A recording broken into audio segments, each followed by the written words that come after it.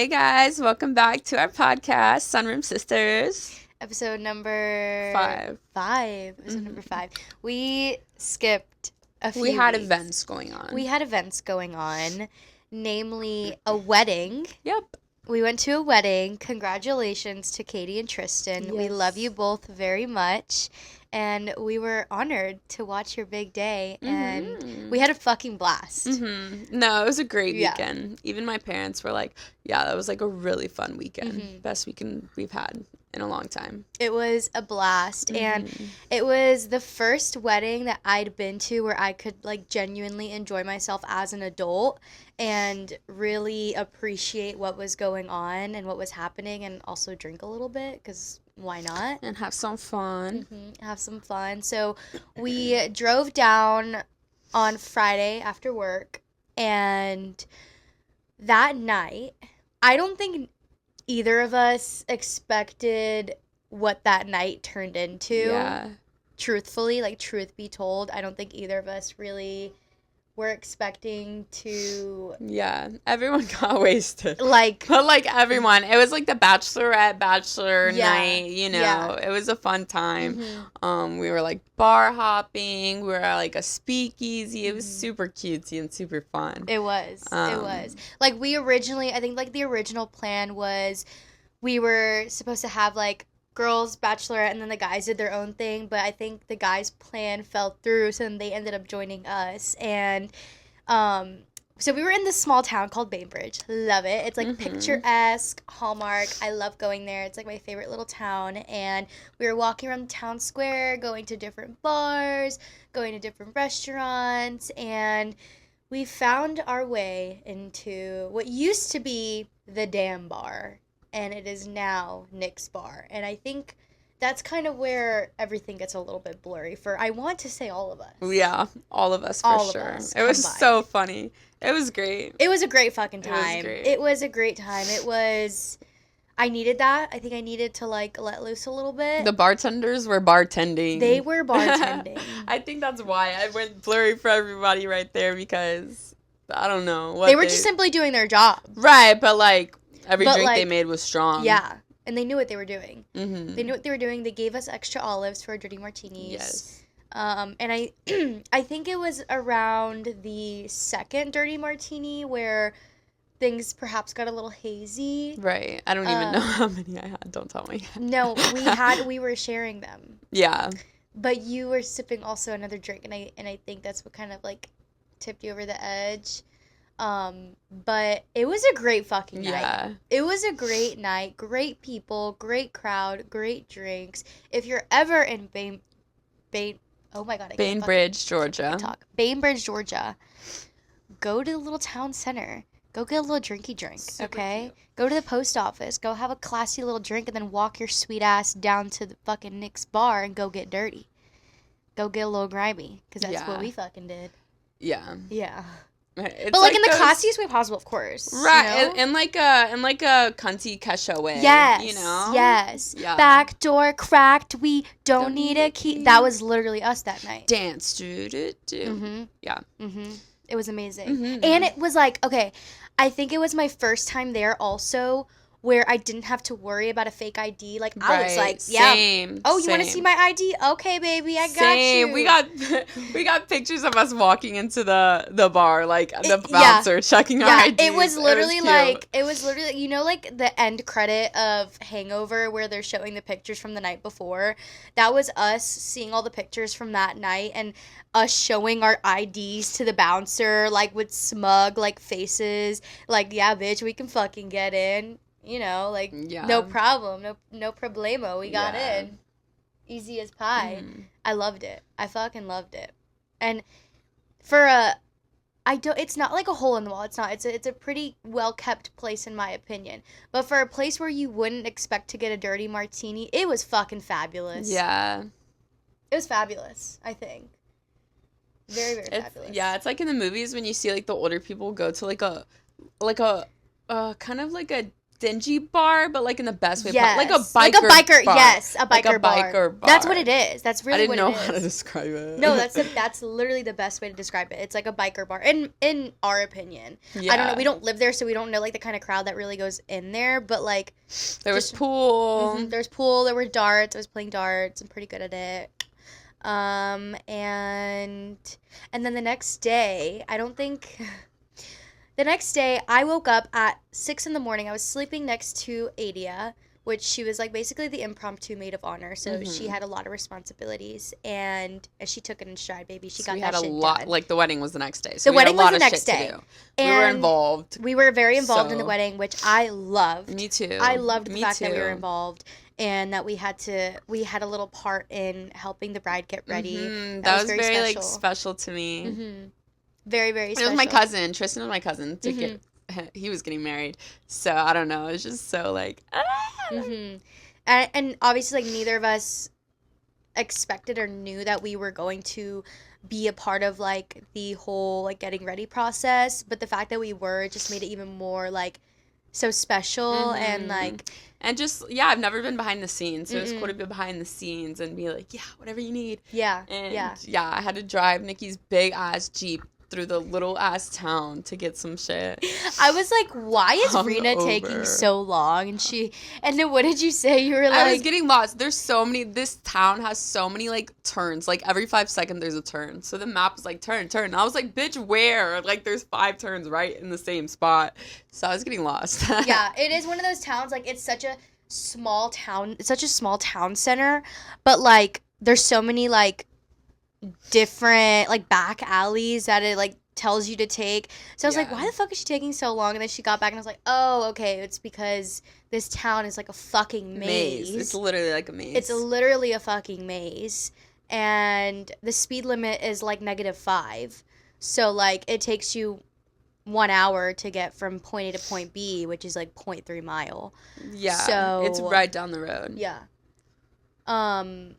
But yeah, so then we got up the next day, and I was up 6 o'clock, 7 o'clock, 8 o'clock, phone call.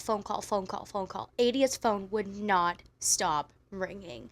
And I expected that because of how much she was a part of the wedding and how much she had to do. So I knew that she was kind of going to be all over the place.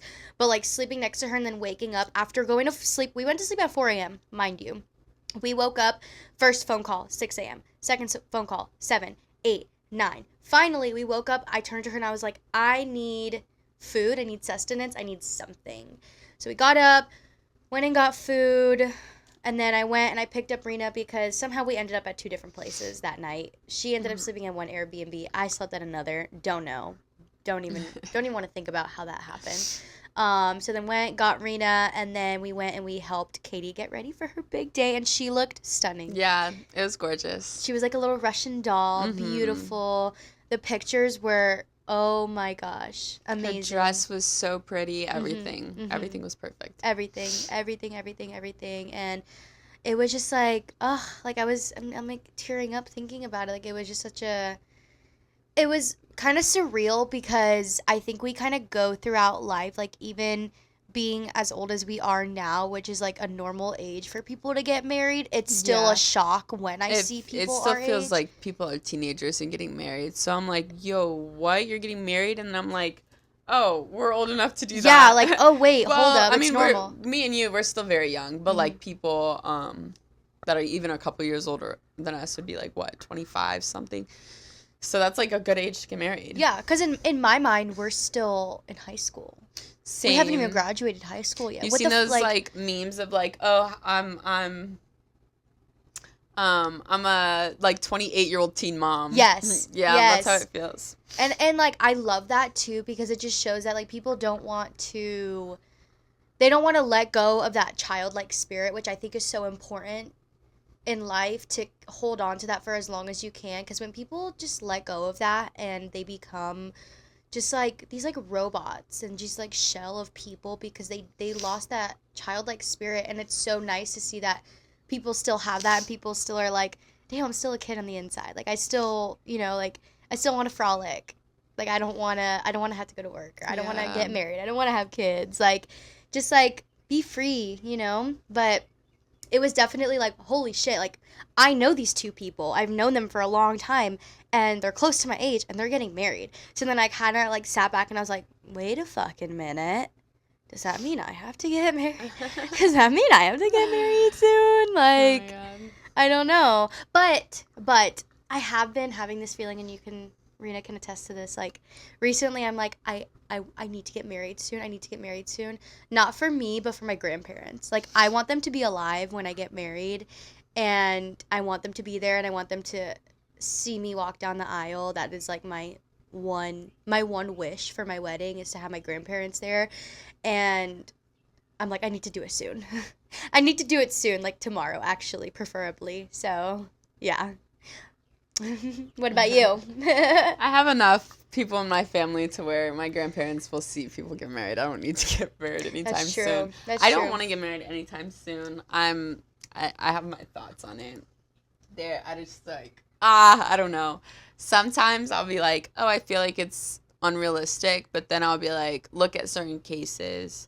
Like, for example, Nikki's parents, like, I'll look at them and be like, okay, like, they make me believe, and you know, George and Vaya, you know, they make me feel like marriage can last. Mm-hmm. But then I look at a bunch of other situations, and I'm like, yeah, that's what, Mm-hmm. like, you figured would happen. Mm-hmm. So I don't know. It is very, I don't want to say tricky, but it can kind of set, like, really high, and in the best way possible, really high standards when you have two parents who genuinely do love each other so fucking much, and their marriage is, you know, it's not perfect, but it's perfect for them. Mm-hmm. And they are so happy with each other, and they spread that to their kids, and they bestow those standards and those expectations onto their kids. It's like, fuck, like, how can I settle for anything less when my two role models growing up, you know, have led such a great life so far, and they've managed to have such a fruitful marriage, you know? Like, how am I supposed to then just pick someone up off the street and you know, and expect that? Like, that's why I have such high standards for whoever I'm with, because I have my parents, and they've set the highest of standards. And that's with both of them already being married once and divorced. I was about to say, like, and the fact that they knew each other before they married those other people, and then came back together, like, that's just, like, you know, it's like a movie. It's funny, whenever, like, a friend of mine is going through, like, a breakup or whatever, and they're like, but what if, you know, like, what if they're the one, and I'm just letting them go, and I'm like, look at my parents. They were together. They broke up. Years later, they got married, back. they had kids, and then they got back together years later, and now they're so fucking happy. So their story is literally a definition of right person, wrong time. I'm about to cry. Right person, wrong time, but honestly, they were still so young when they got back together that they still have, like, their whole life ahead of them, which is so crazy. They got their experience together. The kids, the raising kids, all of that stuff. Because I feel like being young together, yeah. Like, we often have this, like, misconception that, like, oh shit, like, if I break up with this person now, I'm 22 years old. If I break up with them now, like, I'm gonna be too old to find someone else, or, you know, it's gonna take me a while, and I'm gonna waste all these years. I'm gonna die alone now. Like, no, that's not the case at all. I mean, my parents have been married for going on, I want to say, close to 14, 15 years now. I think around that time, and I mean, they're still relatively young. My mom's not even 50 yet. My dad just turned 50. Like, they're still relatively young, you know. They have their whole life ahead of them, and I bet you in their mind they weren't thinking, fuck, I'm so old, like, we're not going to be able to enjoy life. No, they probably were like, damn, like, I get to spend the rest of my years with this person. Yeah. And they have, and it's so beautiful. But, like, I have such high fucking expectations and standards now because of them. So thank you, but fuck you. Because it's made it so fucking hard to find someone who could, like, reach up to that and really meet those standards and expectations. And that's something, like, I think we both talk about a lot too, is, like, we expect so much rightfully so, out of our spouse, just as I would hope they would expect out of us. Mm-hmm. And it's just really hard nowadays. I think it is really hard because I think we both expect a lot. Mm-hmm. A lot from having a partner. I think it's also great because the thing is, I spend time alone by myself, getting to know myself, loving being alone. Same with you. Mm-hmm. So I think it's like, you're going to have to add something. You're going to have to be like really great for me to want to like disrupt my life. Right. To be happier with somebody rather than by myself. Right. You know? Because there is no roster. You're competing with me, not with anybody else. You're not competing with other men. You're not competing with other women. You're competing with me. What can you bring to my life that I don't already have? Because I give myself everything, baby. Everything. That car out there, me, baby. The self-love, me, baby. This outfit, me. Yeah, like I genuinely, like my own company is great. Like you have to be really a great person for me to like want to spend my time with you rather than by myself, honestly. Because we both very much enjoy our alone time. Yeah. We very much enjoy our alone time, which I think really shows who we are as individuals, that we are willing to sit there with ourselves all alone for hours on end. It took a while. It took a while of forced lonesomeness. Yes. It wasn't overnight. Right. It wasn't overnight. I was forced to be like, I don't know. I was forced to be with myself. I forced myself to be with myself. Whatever that happened. I used to could not stand being by myself. But then, like, after a while of being by myself. Now you can't even imagine, like, not having that time. Yeah. Mm-hmm. And now, like, that's what I mean, my friends are a huge testament to how they are, I feel like, just because, and how great they are. Because if I'm hanging out with you, like, you know, you're great because I really could be hanging out with myself right now. Yeah. Truthfully, like if I choose to go out instead of staying my ass at home, you have truly made an impact. Mm-hmm. Because the fact that I want to hang out with you right now, like it's crazy. Yeah. But like back to the point you said earlier, because I feel like we need to touch on this. Because you mentioned something about how like sometimes we can have, I don't know if you said this word for word, but something along the lines of like our expectations are very high and our standards are very high, and it can become kind of unrealistic sometimes. But the thing is, I think we've been conditioned by society to think that what we want is unrealistic when in reality it is honestly the bare fucking minimum. Yeah. Also, I think I just don't know yet. Like I don't know if it's unrealistic or not because I haven't come across it, or like, you know, not like, I don't know how to explain this. Well, okay. Like, for example, we can dive into this right now because I think this is a big part of relationships, marriage, whatever the fuck you want to call it, financial security. Mm-hmm. This is a big topic now because we've been conditioned as well in society to think that having financial security makes you a gold digger. And that goes both ways, right? Like it's just a characteristic added on to a bunch of little things. Yeah. Do you know what I'm saying? Yeah. Like obviously, like if you're not great but you have money, that's not doing it. It's not gonna work. Mm-mm. But if you're great and don't have money, I mean there's gonna be some issues. Yeah. I mean, like if you know, there are. I mean, not for everyone, but for the way we like to live life.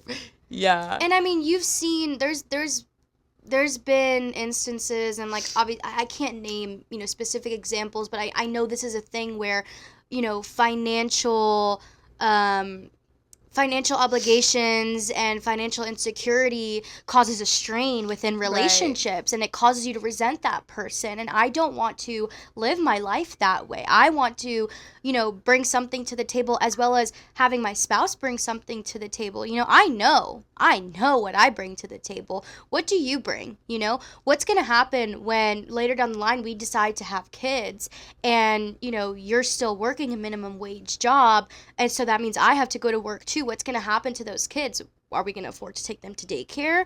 Are we going to, you know, live in a box under a bridge? If we don't have enough money, do I even want to have kids with you? Like, if we can't support all the way? Because truth be told, I will not be having any children until I know with 1,000,000% certainty that I can give that kid the best possible Right. life through every single means. Right. I'm not going to put myself and my child and my husband in a position where we feel like we are so stressed out with And money struggling. because we've put an unnecessary obligation and responsibility onto us. Because we don't need to have kids. Right, and that's a life. Like, that's not just, you know. You're not just getting a fucking. I said this last time. You're not just getting a fucking Cabbage Patch doll. Like, right. Like You're not getting a car. It's a life. It's a life. It's so not only do you have to think about your stress and paying whatever needs to be paid, you also have to think about that kid growing up and like having resentment towards you for not being able to do this, or just in general giving it like the best life you could ever give it. If I know that I'm gonna be making more money in the future, why not wait to the future to have kids? You know what I'm saying? Stuff like that. And often, shit happens, but like if you're really firm on that belief, you can make sure. I often think about like the life that my parents were able to provide me because, you know, because of how they were smart with it, right? They worked hard so I didn't have to, which I am so grateful for. And I was able to do the little things. I was able to get a car at 16. I was able to play any sport I wanted to, join any club, go to university. I was able to do all of these things because my parents were smart. And they not only did they give me the resources and put, you know, give me that pedestal to stand on, but they also taught me the value of a dollar as well. So I got the best of both worlds, and I would hate to bring a life into this world knowing that I can't get them a car at 16. They can't join any club and play any sport because I don't have the time or the money to have them do that. That is so unfair. Yeah.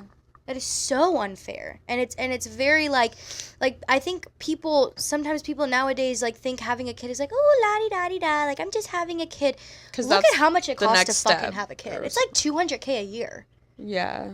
Literally, it's like $200 if you want to give it a decent, you know, you can make it by without $200K a year, but is that kid going to live its best life possible? I mean, nowadays, probably not. When our parents were popping us out, they didn't have to think about nearly as many things as we have to think about. Yeah, and I don't think that, I think it's a, I mean, not like newer thing, but I think it's a newer thing for so many people to think the way that we think, in the sense of, oh, wait till I'm ready for this, and this, and this to have kids.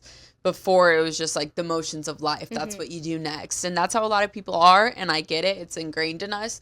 But I just don't believe that. No. Oh, the next step, so let me just do it. Yeah. Now I'm thinking further ahead because it's a life, it's a child. Like there's a whole song, like first comes the love, then comes the marriage, then comes the baby and the baby carriage. Like we've just been like, it's been boom, the boom, same that everything else has been conditioned. Yeah, which, you know, for some people that is their destiny, right? And that's what just they not are my meant dream. To do, and they're going to make it work whether they have the financial means or the physical or the emotional means. They're going to make it work regardless. And all praise to them and all props to them.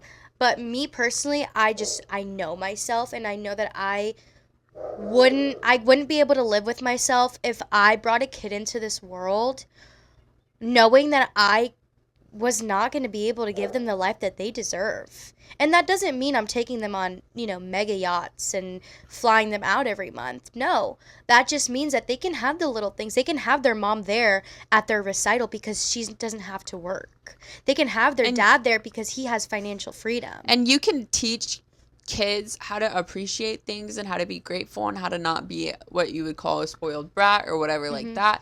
You can teach them. You don't have to like teach them a lesson and make them not suffer, but like, you know, make them struggle for them to know those values. I think that's a misconception because a lot of people are like, oh, I'm not going to do this for my kid. I'm not going to do this for my kid, even though I can, because they need to be taught a lesson.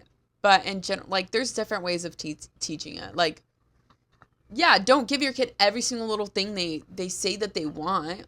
But I think that, you know, there's some things like when you turn 16, if you have the means, maybe get them a car if you're comfortable with them driving, of course. And then college-wise, dude, why would you not set your kid up for success if you could? Hello?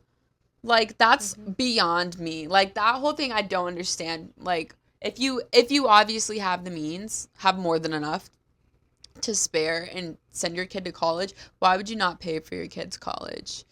Like, you're literally setting them up for more success in the future.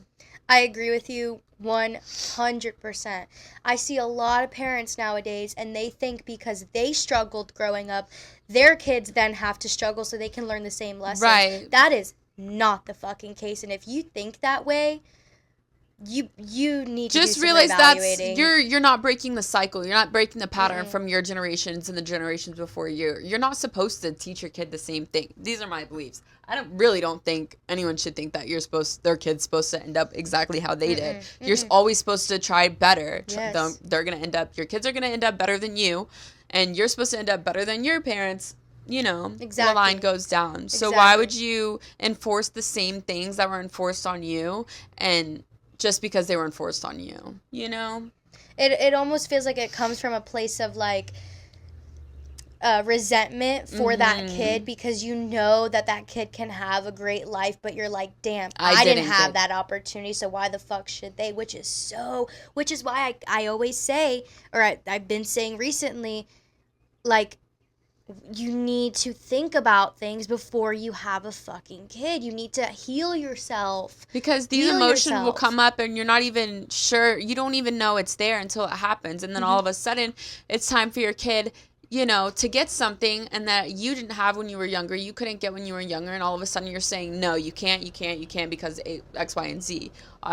Because, you know, you didn't get to have it when you were younger, and that's the only reason. I mean, granted, that's not for everything. That's just for, like, you know, I don't know.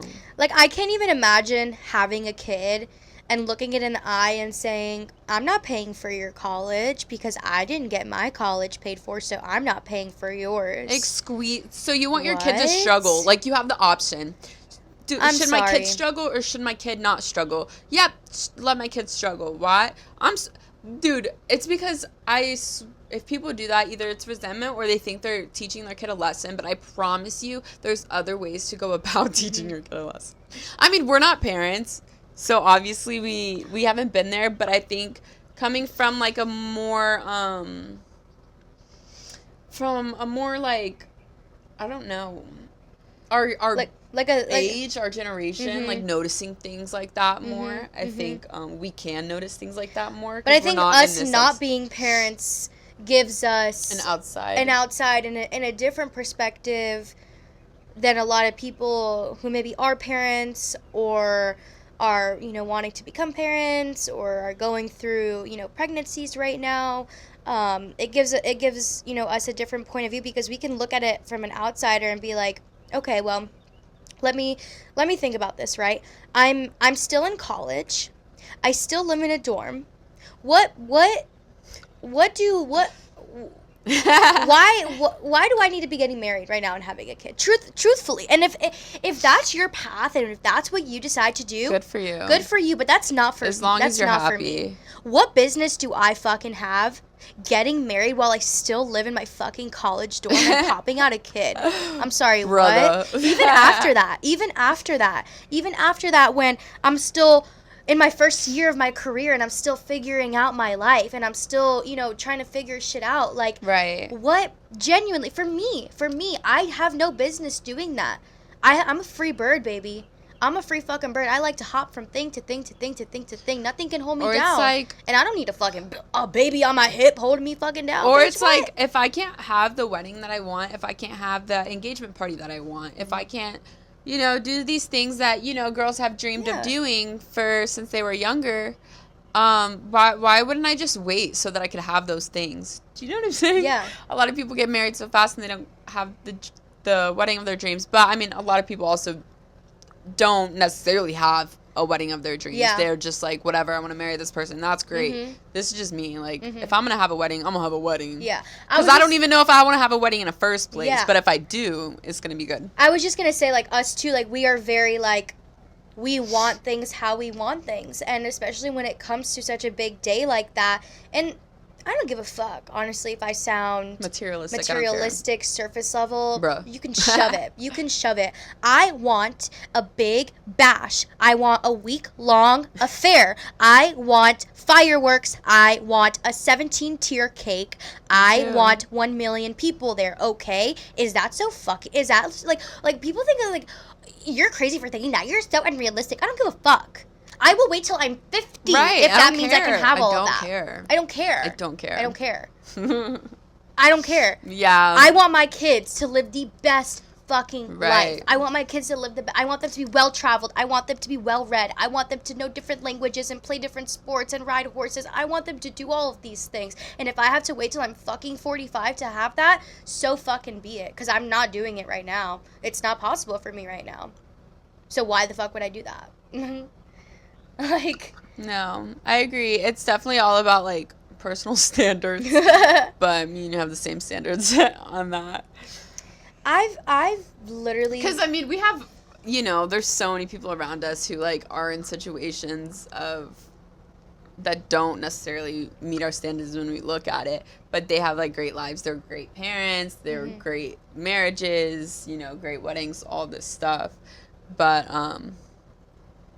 and there's whatever makes you happy. But for me, I don't even, like I said, I don't even know if I want to get married in the first place. So if I do, you best know it's going to be like a showdown. It's going to be a showdown. And it's going to be when I'm obviously, like, successful enough to, like, make it happen. Yeah. Yeah. When you're successful enough to make it happen, successful enough to be like, hey, I'm going to take a week off so I can go, you know, wedding cake testing and tasting and go look at different cathedrals. Right. And I'm going to take this week off of work because I can, because that's how successful I am. Yeah. I'm going to do this. Or, matter of fact, maybe my spouse is like, you know, he got it. Like, we don't even need to work. And I might get some hate for saying that. Bro, because how you expect me to work a 9 to 5 and then also raise the kids full time because I know the man's not doing it. Well, like, obviously he should too. But, like, you know. I watched this video and it said, it costs, I think it was like $70,000 a year to have a nanny and $35,000 a year for a maid, or it might be the other way around. I can't remember. And combined, it's over $100,000 a year in the same work that a woman does in the household for their kids, where she cleans and she takes care of the kids. Dude, it is a full-time job. I feel like it's over a full-time job, you know? Like, I just don't know. It's, like, impossible, but, like, women still do it. Like, moms are pulling doubles every day. Yeah, every single day, every single night. Like, I just don't understand. And to expect me to have a child and to birth that baby and then 3 months later go back into the workforce, I'm not leaving that is child. Absolutely absurd. It is absolutely absurd, and I feel for the women. I feel it breaks my heart because there are some women out there who have no fucking choice because this country and this world has given them no choice but to get back out there after they've just popped a fucking baby out, man. Where's the fairness in that? Yeah. Where's the fairness in that? They've just birthed an entire being, and you want them to go back to their fucking cubicle for 8 hours? It feels like how the world is like or not the world, but, like, the corrupt people are like, how can we make women most miserable? No, literally. Force them to have kids, ban abortions, force them to have kids, and then say, hey, you only get 6 fucking weeks of maternity leave, then you're right back to the fucking hamster wheel. And no paternity leave either. I mean, it is like, I think about this, and I talk to my parents about this all the time, and I'm like, I don't know how you guys did it. I mean, granted, my mom was a stay-at-home mom for quite a few years, before my sisters got a little bit older, to the point where she was like, okay, they're in school, I can go back to work. So is my mom. That's why I'm like, I don't even know how it's possible not to be. Right? You have to have a nanny, and, like, even that's hard because, you know, at that point your nanny's spending more hours than day with your child rather than you. Yeah, that would hurt me. I know a lot of people, you know, they do family instead of nanny or whatever if their family is capable of taking care, which is which is good. But still, you're like another person seeing your child more hours in the day every weekday than you are. And I do think about the women who they have made a life for themselves within their career, and to just, let go of that after having a kid is probably so hard, and I feel for them because, they're probably torn between, I have spent all these years building this career for myself, but now I need to spend these years building a life and building a family, but like I just spent all these years and all this money and tuition on getting my degree and getting multiple degrees so I can be, this boss in my field, but now I have to be a mother at home. Like I feel for those women because I've always loved the idea of like just strong women in these fields and being just boss ass bitches and getting shit done.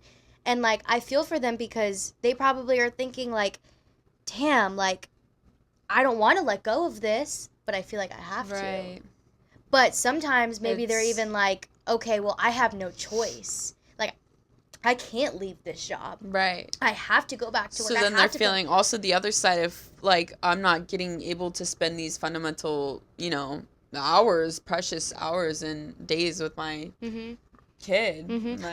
Perfect example. I don't know if anyone has watched Sex and the City. Miranda, when she had Brady, she was juggling. I can't remember what season it was, but I loved watching it because it really showed the reality of like, because in a way she was a single mother, and they were co-parenting. But like those days when you have your kid and you do have to go to work and you have to leave them with the caretaker, with the nanny, like it's probably such a like, and luckily you're making enough to even have a nanny. Exactly. That's like beyond crazy to me.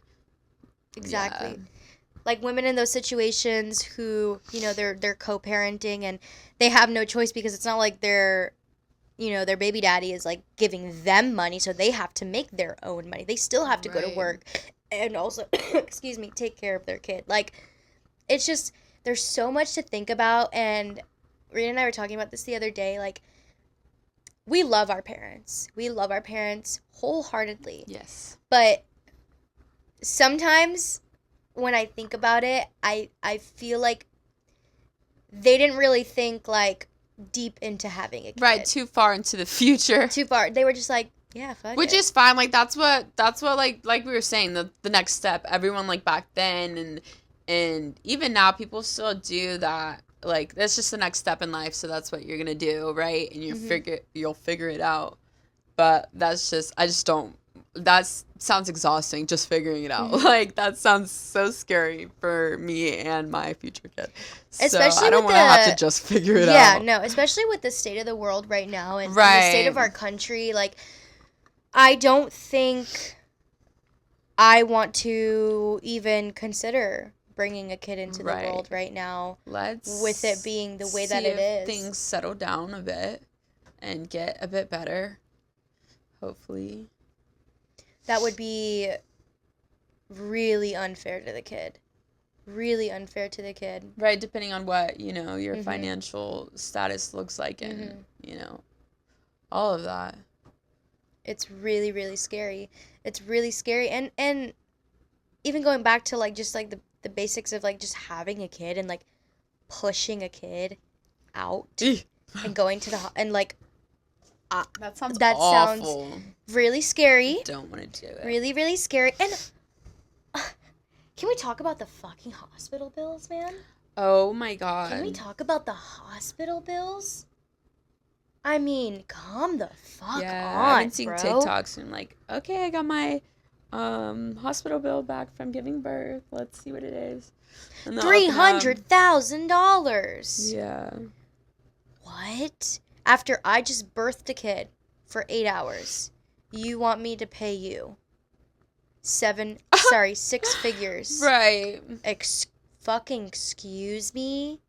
Are you Hell no. out of your goddamn mind? And that's why I say, I told Rena this the other day, I will not lay with a man until I know that I am willing to have a kid with them, and I know that that person will be whether it's in a spouse capacity or a co-parenting capacity, I need to know that they will be there, both physically, emotionally, mentally, and financially.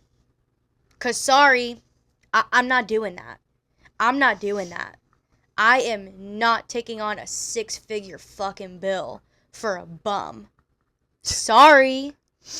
I'm not doing it. Yeah, bro. Call me what you fucking want. I don't care. I'm done. Don't care. You know what, Rena? I'm done care. I'm done.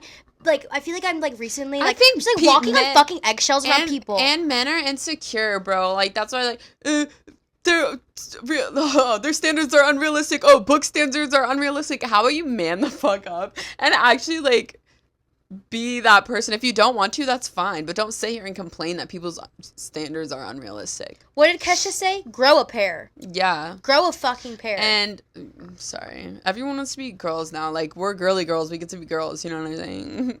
Like, what?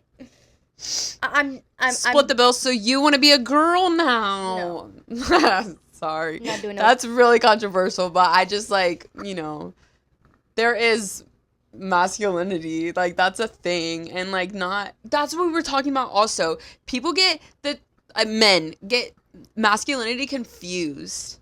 Yes. Like, you think masculinity is, like, shutting down, hiding your emotions. Big macho man. I show no emotion. Silence, anger, all this stuff, muscles. Like, no. Masculinity is like, okay, you're able to plan stuff. You're able to make decisions. You're able to be logical. You're able to make money and provide and have a sense of security. Mm-hmm. And you're able to actually you're more emotionally intelligent. You're able to open up and you're able to show emotions and you're able to control your anger and you're able to show actually the other emotions rather than anger. Like, that's what masculinity is. Yeah. It's not posting your gym pics and, yeah, you look hot.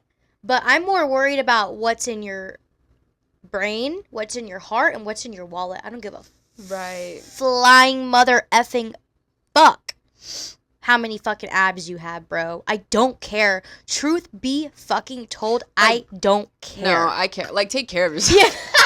Yeah. Like, take care of it. But like, I have standards that way too. But... No, yes, but in a sense of, like, that's not, they think that's masculinity. Right. They think that is the epitome of masculinity, being this big, bulky man and yeah.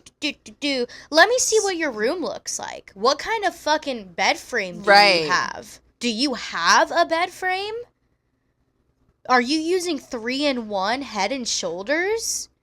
Do you wash your fucking face? Yeah.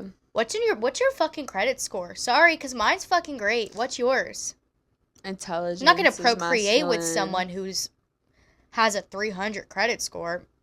Sorry, not sorry. Like, yeah. What? Yeah. I'm done walking on eggshells around these sensitive ass fucking people who can't take the goddamn truth. And then they want you to sit there and fucking do all these things, like, whether it be have kids, take care of the kids, raise the fucking kids, clean the whole house, like, by yourself, do all these things, but it's like, you know what I'm saying? The thing is, I will gladly with a fucking smile on my face do all of those things as long as like, you are can't be also bringing something to, and it doesn't have to, and it's not just money that you're bringing to the table. It is other. I need emotional stability. I can't be with a man who is not emotionally stable. Sorry, I'm not doing that. I need a man with emotional stability. I need a man who is physically able to do things, who is handy. Like, there's what are you things. providing that, you know, that I can't provide for myself? Literally. Yeah. I can change a fucking light bulb. Right, but while I have a baby in my hand, can I? Yeah. You know? Nah. I'm sorry. There's so much that goes into it, and yeah, I even said, like, we were talking about what are we gonna talk about. I was like, nah, we're gonna offend some people today after you're like talking about what we're gonna talk about. Yeah. But honestly, like, I don't care. People have their fucking opinions. You're not going to project your low standards and your low self-esteem Bro, onto okay, me. yeah, that's also the thing. If you think it's unreal, go find somebody else whose standards are you. You know what I'm saying? Yeah. Go find somebody else. I'm obviously not the person that you want to be with if you're complaining about X, Y, and Z. There's a person out there for everyone, so I think that, like, you can find someone who you meet their standards and vice versa. Like, I don't think that's unrealistic, to find someone that meets your standards. Not at all. And you'd be doing yourself a great disservice if you don't follow what you want and what you want to do and who you want to be with. If I want someone, standards and expectations are subjective. They are subjective to 100%. who you are as a person and what you want out of life, and where you find happiness or how you find love, and the things you like and don't like. Yeah, the things you like and don't like. It's not going to be the same for everybody. And we're not saying these things to push our ideals and our viewpoints on anybody. This is just how we think and how we decide to walk through life. Like, I know what I want out of a marriage. I know what I want out of my life, and I know the kind of person I would want to make my life with and have a life with, and I don't think I should be shamed for that. I don't think I should be shunned for that. I don't think, people should look at me or Rena any sort of way for wanting the things that we want, because truth be told, it's nothing that we haven't seen before. People make things happen every day. Right. So, like, what's so crazy about the idea of wanting to wait until you are financially secure, emotionally secure, and find that person that meets your standards and that you truly believe that you can spend your life with? And I think that, like, those people make comments all the time, like, oh, the unrealistic standards, or your standards are too high, or lower standards, or whatever. Not necessarily to me or to you, just like I hear in them general, out in the world. And I just feel like that's so messed up. Imagine telling someone to settle for less, I hate that term, unrealistic standards, because, like I just said, standards and expectations are subjective to each person and what so you maybe want. It's unrealistic for you. For you, because you don't think big enough. And I think that's a problem with a lot of people. They don't think big enough. They think they only believe what they see, right? I believe what I don't see too. I believe anything is possible, and I believe that what I want is out there. I just have to be patient and first and foremost work on myself and love myself, and that will eventually find me. But I know that when it does find me, I'm going to be so secure in myself and so good with myself that I'm not even going to think twice about, oh, this is a shitty situation. I'm going to see myself out. The door's right there. Like, I'm not going to, and I'm also not going to turn love away. Like, I'm going to be so secure in myself that I'm going to embrace that and take it for what it is. And I just know that me waiting this long and having these expectations and these standards is only going to make it 10 times better. And I think people don't understand that sometimes. They think I'm being, quote unquote, unrealistic. And I hate that term so much, because it makes me feel like, oh, maybe I should just, like, settle for less. Maybe I should. But, like, imagine everyone else that, is doing it. Why would that be your goal, though? Why would that be anyone's goal, and why would you want that for anybody else? So that's why I don't think people, like, should say that to people. Like, it's subjective. And so, yeah, it's subjective. It's all subjective, and I was gonna put a counter thing too, but when you do meet that person, obviously nobody's perfect, so, like, you'll figure out, I feel like people will figure out along the way, like, what the takes and gives and all of that stuff when you meet that person. Is that you love them, so is that, like, you know what I'm saying? Mm-hmm. Do they have the 90%, not 100? And if I love them, like, obviously, and it's just all, like, what's worth it for you and how much you're in love and all of this stuff. That all plays a part to it. Because every person's going to have their person, Like, my person is not also going to be Rena's person. Like, I might be with someone and she might find some things that he does, like, but to me, I love it. you know? Because it's just, everything is subjective to who you are. So me saying that I want this and this and this and this is not, it's not the, it's not what everyone needs or wants. That's not what everyone needs or wants. That's just what I want and need. That's just that. Like, I'm not going to talk down on someone else's, marriage and the way that they live their life because I don't see myself living that life. I can sit there and clearly say, I probably wouldn't choose that for myself, but I'm not going to completely be like, ugh, ew, why would she do that? Because maybe they're happy. Maybe they're the happiest fucking people ever, and that's just like, that. So why would you say that to me? People why would like you say and I'm want different things in life, and that's just how it is because everyone's different. It's like saying, like, I don't know, like, oh, you like to play soccer. Oh, I don't like to play soccer. Why would you do that? Why would you do that? Yeah. What? Like, what?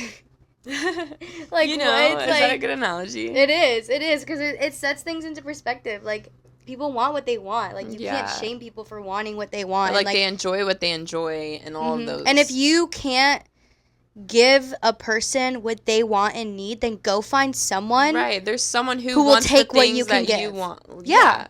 That's it. Find someone who will take what you can give. If all you can afford is to take a girl to McDonald's, go find a girl who will gladly go to McDonald's with you. Because there's a girl out there. There are people out there like that. If you're a woman who can only, who at this moment in time you can't commit and you can only have hookups, then find a man who only wants hookups. Like, there's people out there who are willing to have that same mindset or who already have that same mindset. Like, I know there's a man out there who's willing to take care of my needs and my wants. Why would I impose my ideals and my standards and expectations onto a man who I know clearly cannot uphold that? That's unrealistic. That's the unrealistic part of it. People think it's unrealistic asking for these things. It's not unrealistic asking for these things. It's unrealistic asking for the wrong certain people of these things. And that's that. Yeah, I agree. Damn, I just spit fucking bars right there. Facts. Those were, that's literally how it is. I mean, I think that's, like, a big thing that comes up in, like, relationships and, like, marriages and things that, like, ultimately it didn't work out and stuff. It's like either your lifestyles just aren't the same. They don't match up, or your goals don't match up, or your ambition doesn't match up. Your standards don't match up, wants and needs don't match up. And if you're going to move through life with someone, you should move through life with somebody, like, who, can follow same pace that you can. Not all the time, but, like, fundamentally, looking from the outside in. Because it's not always about money either. Like, it's not always about money. It's about what does this person, for me, like, and the standards they have for themselves. Because if you don't even want that for yourself, how are you supposed to want that for me? Because I know I want to, and I'm going to be successful. So I would want to be with someone who also has that mindset as well, and they're also working to better themselves, and they're also they're striving for greatness, right? So, like, I'm not going to project my ideals onto someone who doesn't already have that kind of mindset, because, like I said, that is what's unrealistic about it. The whole concept of trying to be with someone being with someone and trying to change them, trying to change their mindset. Like, you can't make a man who doesn't naturally have a provider and protector mentality, you can't change him into someone who just all of a sudden does. He has to already have that, and or vice versa. Already work towards that. And you can't make a woman who doesn't want to be a mother and doesn't want to be a wife, you can't make her want to be a wife and want to be a mother. Go find a woman who wants to be a mother and who wants to be a wife, because there's women out there. There are. You just have to find them. You're just not looking in the fucking right places. Just saying. Right? Right. I totally agree.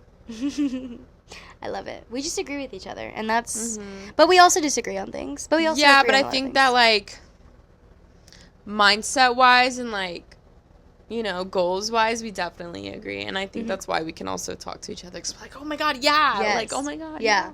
Yeah. And I think we do voice some opinions that maybe some people are not afraid to voice, but they choose not to out of like shame almost, because it feels shameful nowadays. I feel to like want what you want. To want what you want, right? Because there's always going to be someone from the other side of the spectrum that's saying, "Ooh, are you sure you want to be a stay-at-home mom? Are you sure you want a man to take care of you?" Are you then on the sure other end, you want to work a 9 to 5? Yeah. Are you sure you want to do this and this and this and not have kids and not raise your kids? That's the whole idea of feminism, is women being able to choose. It's literally women being able to choose. I feel like it got confused along the way, and it's like all of a sudden like women have to work and have to do this and this and this, and that's fine if you want to do that, but like it's about the choice. Yeah, it's about having that choice. And I am so grateful that I have that choice to be like, okay, I can pick one or two routes. I can continue on being a corporate baddie, work my way up, climb the ladder, and be successful and do this and this and this. Or, I can, have kids and have a family. And I can have both. But it's the fact that I can choose and that I don't have to be stuck in one or the other. That's really just what because of that is. Society makes you or forms it that way. I just I hate how nowadays it just feels so shameful. Like, there's certain people that I talk to that I sometimes do purposefully hold my tongue with certain things, which is really unnatural for me because I say what I mean and what I feel. But certain people I do choose to hold my tongue because I can just sense that they're the kind of person who are internally going to judge me for saying things like this and saying, yeah, I want a man who's financially secure so I don't have to worry about X, Y, and Z. Yeah. Because they're going to be like, well, why don't you just do it yourself? Well, yeah, I can do it myself, and I will do it myself, but it doesn't fucking hurt to set myself and my kids up for success. Right. Doesn't hurt. I think a lot of people would benefit from doing that and from thinking before they just jump into having a kid and creating a life and so on and so forth. And that's that. And I was going to say, everyone's different. Not everyone's going to like what you have to say. But, that goes with everybody. So, you can't get mad because somebody else has, an opinion, as long as it's not, unmoral or whatever the fuck. Yeah, and like I said earlier, love and standards and expectations is all subjective to that person. And love can be a fickle thing. You can fall in love with someone that truthfully didn't even fall into those, standards and expectations. Right. And later down the line, they do fall into them. But it's just a matter of, in the beginning, really thinking about it from, because nowadays you have to think about things within a logistics point of view and in a financial point of view and in a long-term point of view. And you have to really take into consideration so many more things than a lot of other people had to do, generations ago. Well, and just knowing what you want and be like, hey, this is what I want. And just and wanting. So in conclusion, don't ever settle for less. Don't settle for what people want you or what people think that you need, because at the end of the day, no one is going to know what you need and want. Truly. Only you is going to know that. You're the only person who's going to know what you need in life and what you want in life. And if that's what you want, then so fucking be it. So fucking be it. Like I said earlier, I want a 17-tier wedding cake and fireworks. I'm going to have that. And that's that. No one's going to shame me into thinking that I'm crazy or unrealistic for wanting that. I'm not going to let anyone do that to me. So don't let anyone do that to you. Because there's going to be someone out there who's going to love you so fucking much. So much that they're going to get you a fucking 17-tier cake and fireworks, okay? And best believe that. Believe it, because it's true. I believe it, and that makes it true. So, I also believe it. Yeah. And on that note, we just wanted to say, again, a big congratulations to Katie and Tristan. We love you both so much, and we are so happy to have been a part of such a beautiful day. Beautiful weekend. Literally beautiful my favorite wedding I've ever been to, actually. It was, honestly, it was such a beautiful weekend, and we enjoyed ourselves thoroughly, and we can't wait to see you guys again. Yes. And we'll continue, from now on, we'll continue posting, weekly. We'll try to. Yeah. Life gets in the way sometimes, but we're definitely... But we took a breather, and then now we're back. Yes, so that's now what we're I'm trying back. to say. So don't get tired of us just yet. Alrighty, Sunroom Sisters out. Bye. Peace.